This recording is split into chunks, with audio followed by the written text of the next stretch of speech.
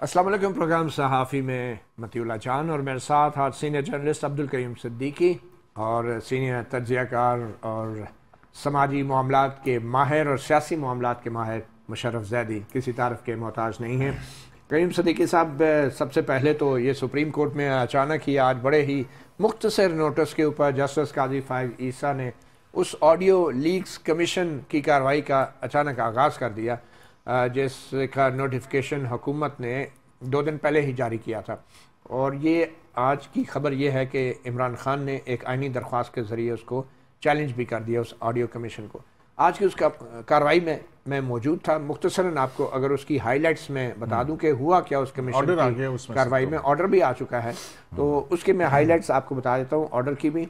Audio leaks commission की कार्रवाई के हवाले से जस्टिस फाइज ईसा ने सबसे पहले तो ये वजाहत की कि क्योंकि वो जुडिशल काउंसिल के भी मेंबर हैं जो कि हाई कोर्ट और सुप्रीम कोर्ट के जजों के ख़िलाफ़ इंज़बाती कार्रवाई का अख्तियार रखती हैं, तो वो जो उनका किरदार है वो कमीशन के रुकन के तौर पे जो भी उनकी राय होगी या जो फैक्ट फाइंडिंग करेंगे वो किरदार मुतासर नहीं होगा। यानी कमीशन में अगर फाइज ईसा साहब इस नतीजे पे पहुँचते हैं कि फ़लाँ जज जो है वो वाकई ज़ाती ताल्लुकात रखता था और ये मिसकंडक्ट है, तो वो उस जज का केस काउंसिल में भी सुन सकेंगे। फिर जस्टिस फाइज ईसा ने यह वजाहत की कि जो ऑडियो लीक्स में जो भी गवाहान होंगे, जो विटनेसेस होंगे, उनको इज़्ज़त और एहतराम से बुलाया जाएगा, बतौर मुल्ज़िम या मुजरम नहीं। फिर उन्होंने ये भी कहा कि उम्मीद है गवाहान या किसी को भी ज़बरदस्ती तलब करने की नौबत नहीं आएगी, क्योंकि कमीशन के पास अख्तियार तो है कि वो ज़बरदस्ती भी तलब कर सकता है। अखबारात में इश्तिहारात के ज़रिए आवाम से मालूमात मांगी जाएंगी, गुमनाम ज़राए से मालूमात वसूल नहीं की जाएंगी। ये ऑर्डर में तो नहीं, मगर उन्होंने ज़ुबानी तौर पे ये ज़रूर कहा। कमीशन की कार्रवाई कोई फौजदारी कार्रवाई नहीं बल्कि हक़ाइक़ जानने की कोशिश है। तलबी के नोटिस सख्ती से वसूल करवाए जाएँ, इनकार की सूरत में दीवार पर चस्पा किए जाएँ। कुछ आपको याद आ रहा होगा जस्टिस फाइज ईसा के घर की दीवार पर भी ये नोटिस ज़रूर चस्पा हुए थे। पंजाब फॉरेंसिक लैब से ऑडियो की तस्दीक करवाई जाए, जिसके नुमाइंदे कमीशन की कार्रवाई के दौरान मौजूद रहेंगे। कमीशन की कार्रवाई खुलेआम होगी। शफाफियत और इंसाफ का तकाजा है कि कार्रवाई खुले कमरे में हो। गवाहान में बुजुर्ग खवातीन गवाहान का एहतराम की खातर हम लाहौर जाने के लिए भी तैयार हैं।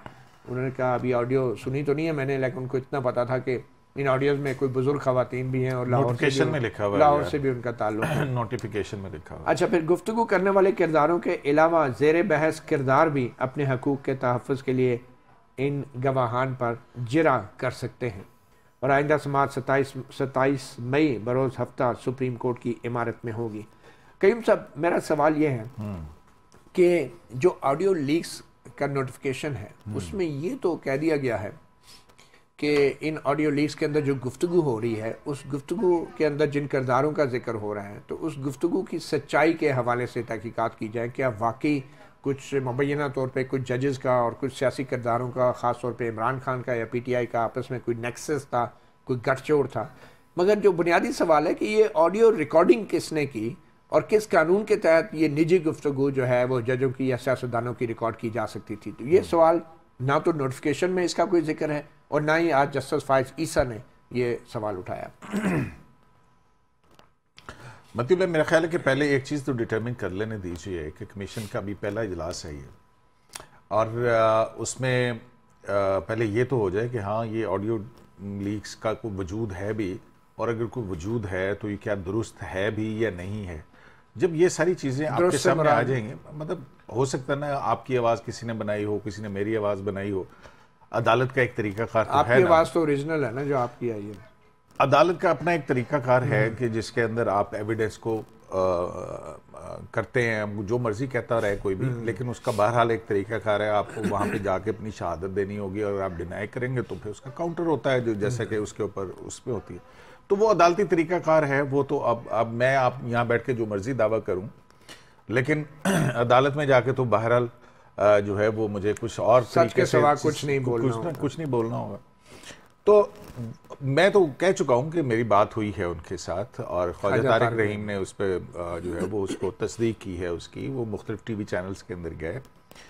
फिर सिर्फ यही नहीं है, ख्वाजा तारिक रहीम साहब ने अपनी अहलिया की और जस्टिस उमरता बंदयाल की जो मदर इन लॉ हैं ان کے ساتھ ہونے والی گفتگو اس کی بھی تصدیق کی انہوں نے.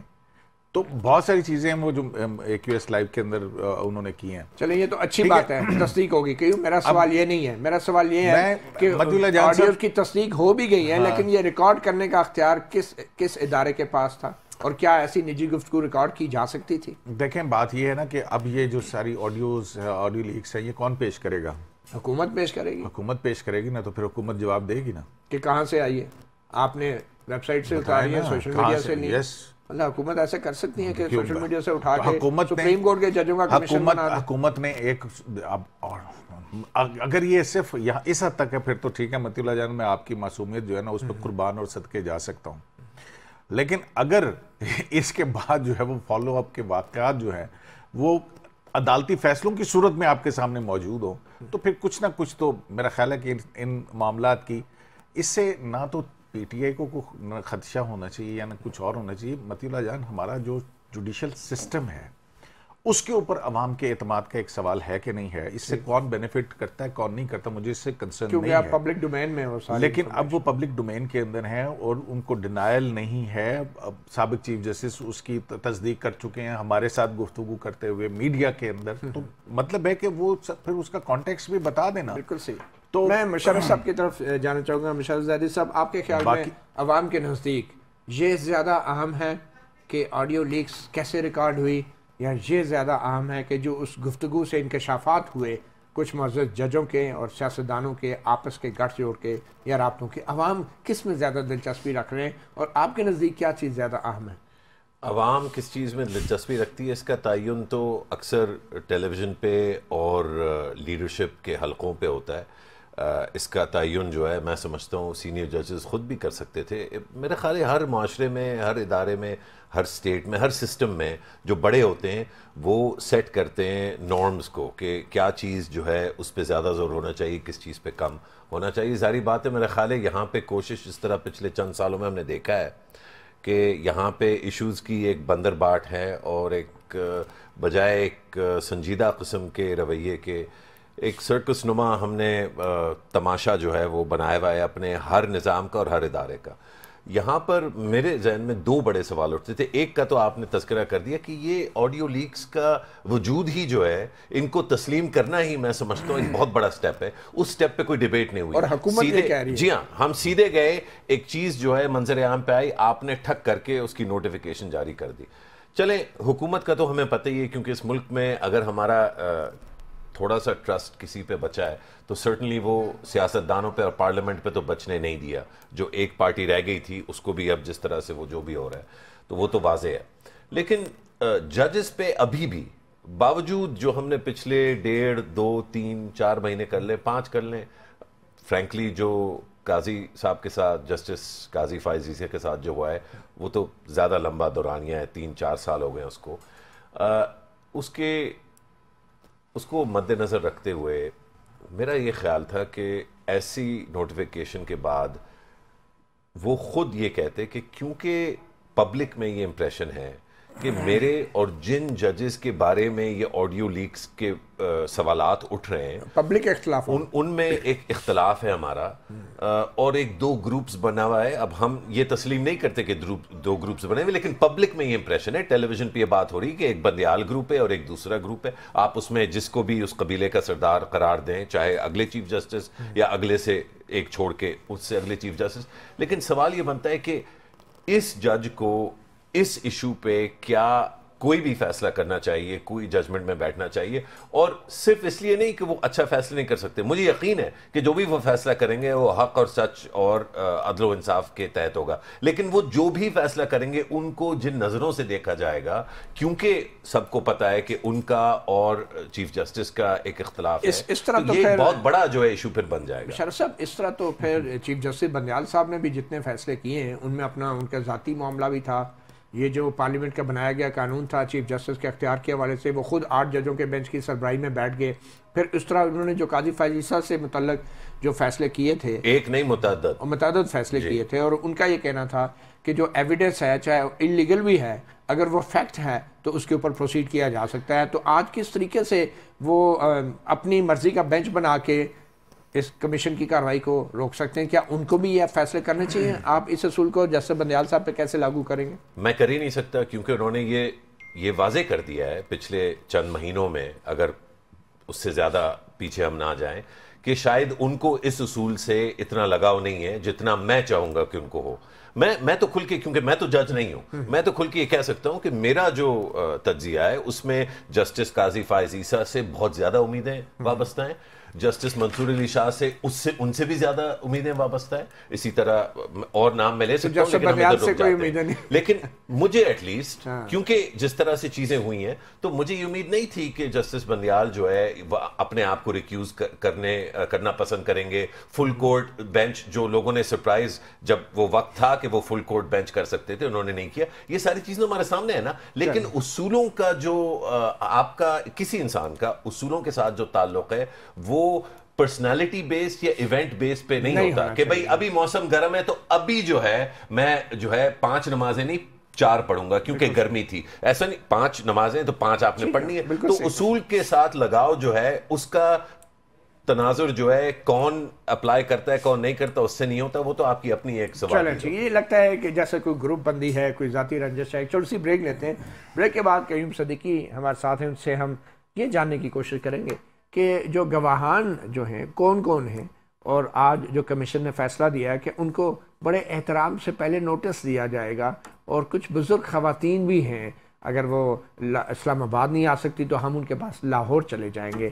تو یہ گواہان کون ہوں گے اور کیا وہ پیش ہونے کے پابند ہیں آڈیو لیکس کمیشن کے سامنے؟ ایک چھوٹی سی بریک کے بعد۔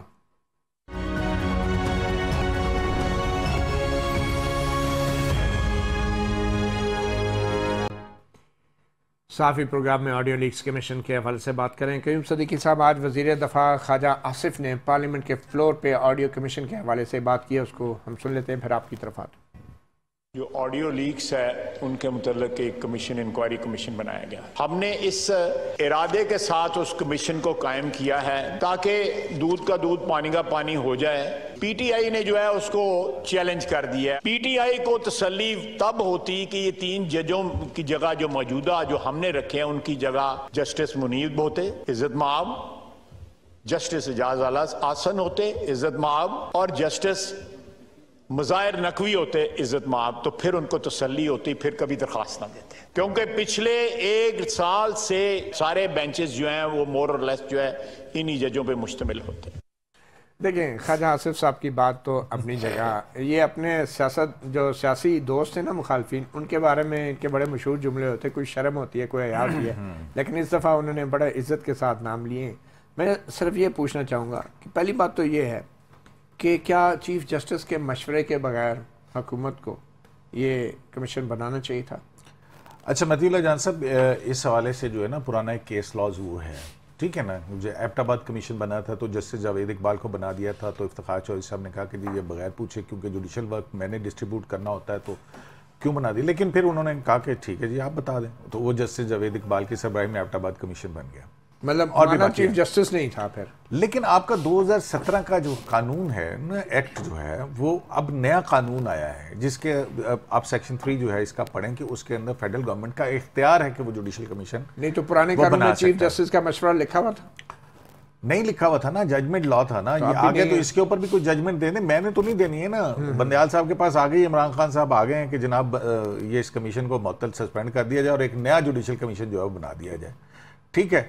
چلیں آگے چلتے ہیں۔ دوسرا سوال یہ ہے کہ کیا ججز جو ہیں جن کے نام آ رہے ہیں، جسٹس مظاہر نقوی کی ٹیلی فون کال ہے اور وہ گفتگو فرما رہے ہیں پرویز الہی سے، کیا سپریم کورٹ کے ججوں کو یہ کمیشن طلب کر سکتا ہے یا ان کے بارے میں تحقیقات کر سکتا ہے سپریم کورٹ کے ججوں کے بارے میں، جبکہ آئین کے اندر موجود ہے 209 کے اندر کہ جوڈیشل کونسل کے علاوہ کوئی اور فورم تحقیقات نہیں کر سکتا، اور یہی جسٹس قاضی فائز عیسیٰ کے حق میں جو 7-3 کا فیصلہ آیا تھا اس میں بھی یہی ڈکلیئر کیا گیا تھا۔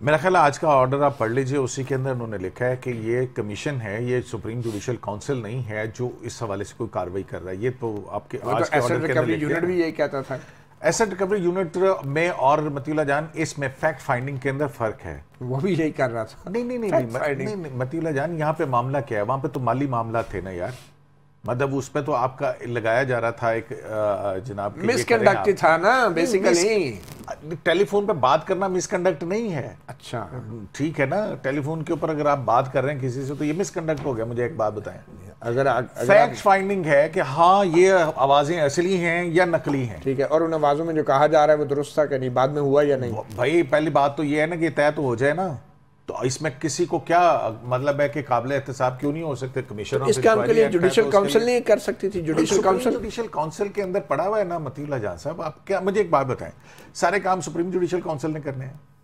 نہیں تو آئین میں لکھا ہے نا, تو قانون بھی ہے کہ نہیں ہے؟ آئین اوپر ہے یا قانون؟ مطیع اللہ جان آپ دوسری طرف کنفیوز کر رہے ہیں لوگوں کو کہ آپ یہ سمجھ رہے ہیں کہ شاید کوئی کاروائی کرنے جا رہی ہے سپریم, یہ 3 رکنی جو کمیشن ہے, کمیشن آف انکوائری. یار کمیشن آف انکوائری ایک انکوائری ہے. ہاں اس کے بعد ججوں کے خلاف تو نہیں ہو سکتی. مطیع اللہ جان صاحب ججوں کے خلاف نہیں ہو سکتی. میں یہ کہہ رہا ہوں آپ کو, تو یہ سپریم جوڈیشل کاؤنسل ہی کر رہی نا انکوائری, نہیں فیکٹ فائنڈ ہو رہی ہے یار کہ بھئی آوازیں اصلی ہیں یا نقلی ہیں. یہ ضروری نہیں ہے کہ ججز پیش ہوں, ضرورت نہیں ہے نہ ہو پیش, اس سے کوئی فرق نہیں پڑے. اس سے کیا فرق ان کو زبردستی نہیں بلایا جا سکتا. کیوں بلانا بھی نہیں چاہیے, مگر کوئی ایسی فائنڈنگ دی جا سکتی ہے جس کا براہ راست اثر کسی سے. دیکھیں وہ آپ ایکٹ پڑھ لیں, آپ ایکٹ پڑھ لیں اور اس کا نوٹیفیکیشن پڑھ لیں. اس کے اندر یہ ہے کمیشن کی پارس کہ وہ جو متعلقہ ادارے یا ایجنسی کو ریلیونٹ جگہ پہ وہ بھجوا سکتا ہے. ٹھیک ہے, مشرف زاہد صاحب ججز تو آبویسلی سپریم کورٹ کے شاید پیش نہیں ہوں گے, وہ کہیں گے ہم تو جوڈیشل کاؤنسل کے سامنے پیش ہو سکتے ہیں اور اس کی سربراہی چیف جسٹس کر رہے ہیں. لیکن مسئلہ یہ ہے کہ سپریم جوڈیشل کاؤنسل کے سامنے جسٹس مظاہر علی اکبر نقوی کے خلاف ریفرنسز گئے ہوئے ہیں اور انہی گفتگو کے بعد گئے ہوئے ہیں, اور وہ چیف جسٹس کو ٹیک اپ نہیں کرتے, بلکہ انہوں نے ایک کارروائی میں تو اعلان کر دیا کہ میں نے اپنے ساتھ اس لیے بٹھایا جسٹس مظاہر نقوی کو کہ میں خاموش پیغام دینا چاہ رہا تھا کہ ہم کوئی دباؤ میں نہیں آئیں گے. مطلب ایک کمپلینٹس ہیں لوگوں کی جج کے خلاف, اس کو ٹیک اپ کرنے کے بجائے عدالت میں بغیر کسی انکوائری کے ان کے حق میں اپنے ریمارکس دے رہے ہیں. تو آپ کے خیال میں یہ جوڈیشل کاؤنسل کی بھی کمزوری ہے کہ جس کی وجہ سے حکومت کو اب یہ کمیشن بنانا پڑا؟ متی آپ کو پتہ ہے یہ جو ایشوز ہیں ان پہ صدیقی صاحب مجھ سے شاید آپ سے بھی کہیں زیادہ جو ہے وہ ان کی ایکسپرٹیز ہے. جوڈیشل کاؤنسل میں کیا ہونا چاہیے نہیں ہونا چاہیے, اس کمیشن آف انکوائری میں کیا ہوگا کیا نہیں ہوگا, یہ مجھے تو لگتا ہے کہ یہ ڈیٹیل جو ہے یہ اتنی اہم نہیں جتنی زیادہ اہم جو اس ملک میں پچھلے سال ڈیڑھ میں سمجھتا ہوں پچھلے 6 سال 6.5 سال سے 2016 کے بعد سے جو سلسلہ یہاں پہ ہم نے دیکھا ہے. 2006 میں چارٹر آف ڈیموکریسی میثاق جمہوریت کے نام سے ایک کافی لمبا جو ہے ڈاکیومنٹ جو ہے وہ بڑی سیاسی جماعتوں نے اگری کیا. اس کی بنیادی جو ڈرائیونگ فورس تھی وہ یہ تھی کہ فوج بطور ادارہ, اور یہ 90 کی دہائی سے یہ بات چل رہی تھی کہ بطور ادارہ فوج مستحکم رہنے کا اس کا ایک بڑا جو سیکرٹ ہے وہ یہ کہ فوج اندرونی طور پہ منظم رہتی ہے, اور اسی طرح سے بطور ادارہ اس کے پاس بہت ساری قوت اور طاقت ہے. کیا سیاستدان جو ہے وہ ایک ادارے کے اندر ایک دوسرے کو ختم کیے بغیر, قتل کیے بغیر, گالی دیے بغیر ایک دوسرے کے ساتھ بیٹھ سکتے ہیں یا نہیں؟ شادیاں نہیں کرانی, رشتے نہیں کرانے, ساتھ کھانے بھی نہیں کھانے, لیکن کوئی ایگزسٹ کر سکتے غلط ہے. نہیں میں آ رہا ہوں ڈسپلن ہے سیاسی جماعت نہیں, لیکن اگر آپ ایک سیاسی جماعت کی مخالفت کریں گے تو پھر لوگ آپ کو اگر میں مکمل کر لوں تو شاید آپ کو تھوڑی زیادہ اچھی لگے بات, یا شاید نہیں. تو سیاسی طور پہ پارلیمان میں سیاسی جماعتوں کا ایک دوسرے کے ساتھ رویے کے ایک اسکرپٹ نہ کہیں اس کو, آپ سمجھے ایک معاہدہ ہوا کہ ان حدود کے باہر جا کے ہم ایک دوسرے پہ حملے نہیں کریں گے. اور اسی کے تسلسل میں ایک اور چیز جو ہے پیش آئی, اور وہ تھا لائرز موومنٹ 2007 سے لے کے 2009 تک, جس کی بدولت جو سپریم جوڈیشل کاؤنسل کی ایک الگ سے اس کو ایک اقتدار دیا گیا کہ اب ججوں کو باہر سے جو ہے ہم اندر باہر نہیں کریں گے, زبردستی نہیں کریں گے, اور ججز کو نہیں لگائیں گے. جی اور ان کا کوڈ آف کنڈکٹ بھی امینڈمنٹ ہو گئی, اور اگر کوئی اندرونی طور پہ کوئی اونچ نیچ ہوتی ہے تو ایک دوسرے کے ساتھ مل بیٹھ کے, جس طرح پارلیمان میں ہوتا ہے یا جس طرح کور کمانڈرز میٹنگ میں ہوتا ہے. میثاق جمہوریت کا عمران خان حصہ نہیں تھے.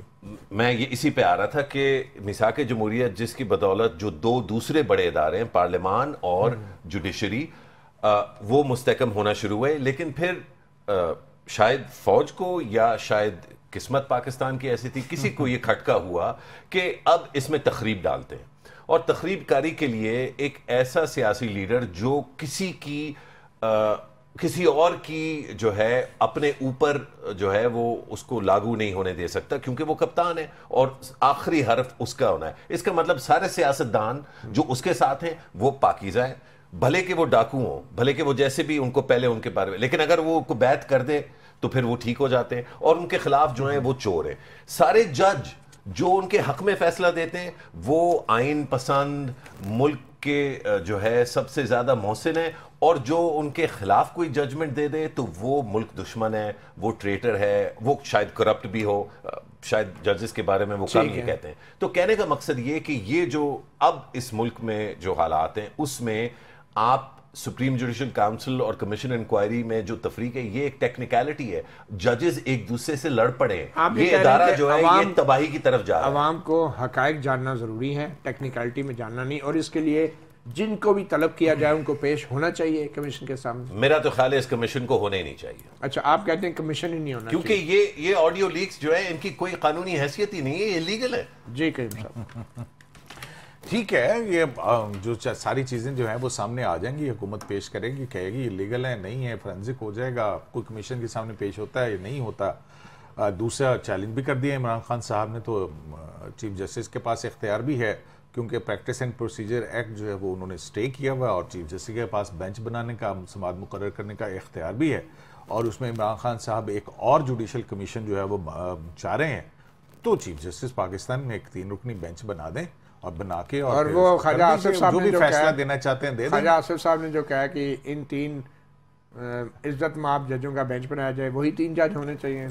بے شک وہ ہوں، مجھے تو ان پہ بھی اعتماد ہے مطیع اللہ جان صاحب. لیکن سوال یہ ہے، بڑا ہنس کے آپ نے اعتماد کا اظہار کیا. چلیں کیا تو ہے نا. اچھا، مسئلہ یہ ہے کہ پہلے یہ تو بتا دینا 184(3) کے نیچے عمران خان صاحب کا کون سا فنڈامنٹل رائٹ جو ہے وہ بریچ ہوا ہے جس میں وہ کریں گے. خود آپ سمجھ رہے ہیں کہ گواہ ہیں اس کمیشن میں. مطیع اللہ جان صاحب، مسرت چیمہ کی آڈیو اور ان کی گفتگو جو نیب کی کسٹڈی کے اندر ہوئی اعظم سواتی سپریم کورٹ بھیجنے کی، دیکھیں نا، اور پھر وہ کہہ رہے ہیں کہ یہ جو اسلام آباد والا ہے یہ تو ان کے کہنے پہ آرڈر کرتا تو یہ ادھر چلے جاؤ.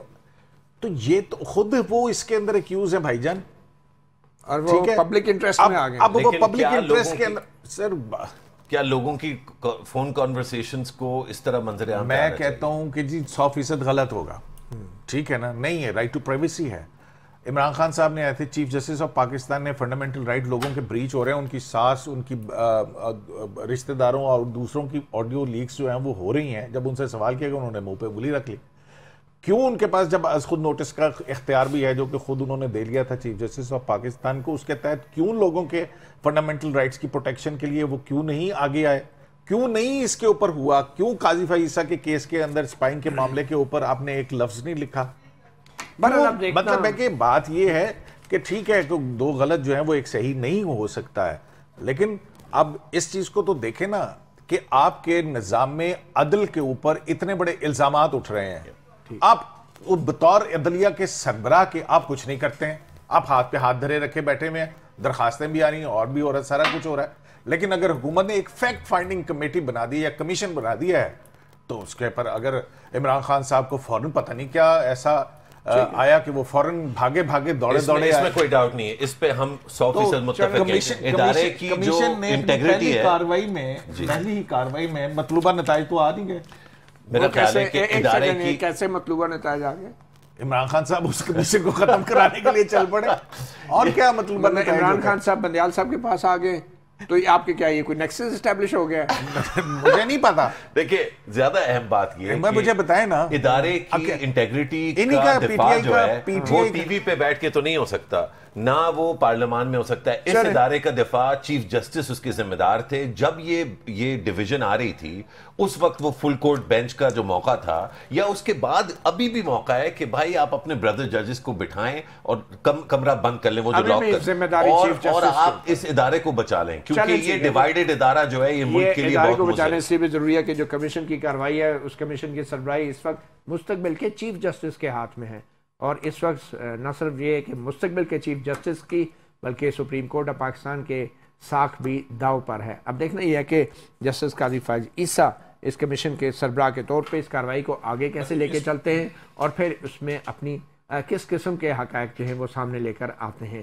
ایک چھوٹی سی بریک لیں گے اور بریک کے بعد آپ کو دکھائیں گے کہ وزیر اعظم شہباز شریف نے پہلی مرتبہ army chief general Asim Munir اور عمران خان کے درمیان اختلافات کے حوالے سے جو پرانے تجزیے ہوتے تھے ان کے بارے میں کچھ انکشاف کیا ہے اور کچھ بطور وزیر اعظم معاملات کی تصدیق کی ہے. ایک چھوٹی سی بریک کے بعد.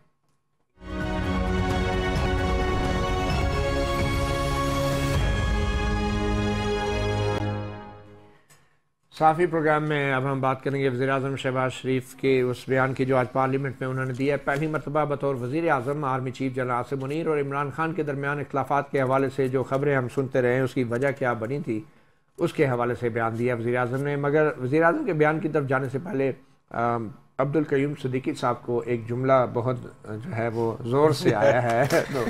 زور سے اس میں مطلب اصل میں پچھلی ہماری گفتگو جو ہے نا اس پہ آپ جو کہہ رہے تھے کمیشن اور سپریم جوڈیشل کونسل کا سکوت مشرقی پاکستان کی انکوائری کمیشن ایکٹ 1956 کے تحت ہوئی تھی. ملک 2 لخت ہوا تھا, اس کی انکوائری ہوئی تھی ایک کمیشن کے ذریعے سے.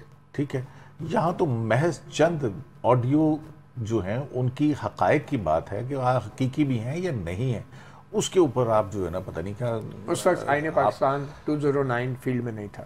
بٹ اینی وے مطلب جہاں صاحب 71 کا کانسٹیٹیوشن آ چکا تھا, پھر اس کے بعد بنا تھا سارا. کیا کر رہے ہیں آپ 73 کا کانسٹیٹیوشن, چلو اس کو بھی کبھی کر لیں گے. مگر ایک عام بات یہ ہے کہ شاید خان صاحب ذاتی طور پہ درخواست ڈال کے ایک بار پھر سننا چاہتے ہیں. Good to see you. ہاں good to see once again good to see you. اچھا چلتے ہیں. وزیر اعظم شہباز شریف نے کچھ انکشافات کیے ہیں. بطور وزیر اعظم تصدیق کیا کہ یہ اختلافات موجود تھے. موجودہ سپہ سالار جنرل سید عاصم منیر نے جب وہ DGISI تھے تو انہوں نے عمران نیازی جو اس وقت وزیر اعظم تھے ان کو کہا کہ آپ کی اہلیہ محترمہ کرپشن میں ملوث ہیں. عمران نیازی نے ایک مرتبہ پھر قوم کے سامنے سفید جھوٹ بولا ہے, دھوکہ دیا ہے. یہی وجہ تھی کہ DGISI جنرل عاصم منیر کی ٹرانسفر کی کہ انہوں نے اس وقت کے وزیر اعظم کو کنفرنٹ کیا کہ آپ کے اہل خانہ کرپشن میں ملوث ہیں. جناب اسپیکر, یہ بات میں نے اس لیے کی کہ میرے یہ ذاتی علم میں ہے اور یہ بات میں بلا خوف تردید کر رہا ہوں.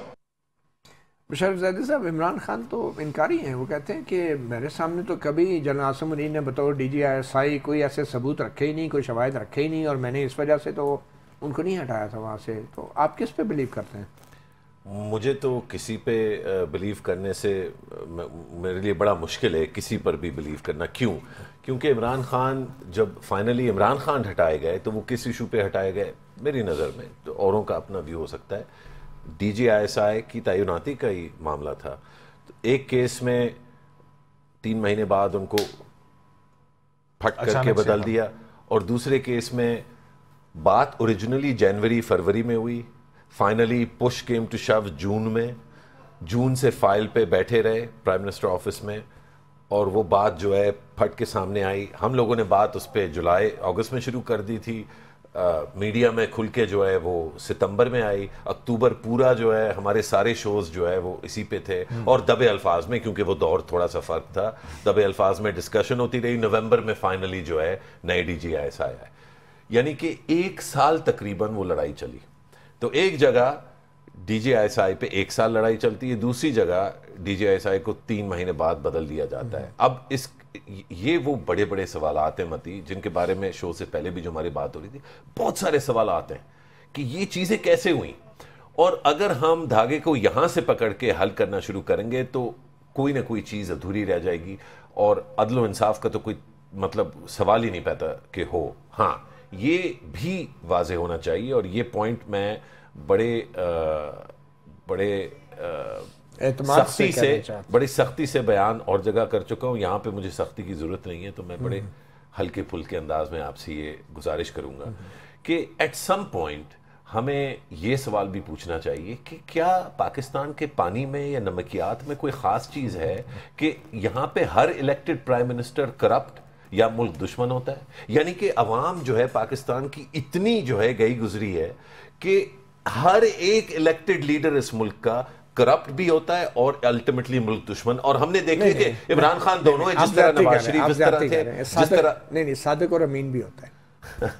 وہ اب آپ کے سامنے ہی ہے سب کچھ، لیکن میرا خیال ہے کہ یہ جو کرپشن کے الزامات ہیں، میں یہ نہیں کہتا کہ نواز شریف کرپٹ نہیں تھے، اور میں یہ بھی نہیں کہتا کہ عمران خان کرپٹ نہیں ہے، لیکن میں یہ ضرور کہتا ہوں کہ یہ بڑا عجیب اور بڑا دل فریب اور بڑا یونیک ملک ہے. اس جیسی کوئی مثال اور دنیا میں نہیں ملتی جہاں جتنے الیکٹڈ لیڈر آتے ہیں الٹیمیٹلی سارے جو ہے کرپٹ اور ملک دشمن نکلتے ہیں. اچھا قیوم، کوئکلی ہم واپس معاملے کو سمیٹتے ہیں. وہ آڈیو لیکس کمیشن کے حوالے سے بھی آپ کے خیال میں کمیشن کے طلب کرنے پہ کچھ بزرگ خواتین جن کا جسٹس فائز صاحب ذکر کر رہے تھے آج، اس نوٹیفکیشن کے اندر ذکر ہے، ٹھیک ہے، کیا وہ پیش ہوں گی، کیا انہیں ہونا چاہیے، اور اگر وہ نہیں پیش ہوتی تو اس کا کیا مطلب ہو؟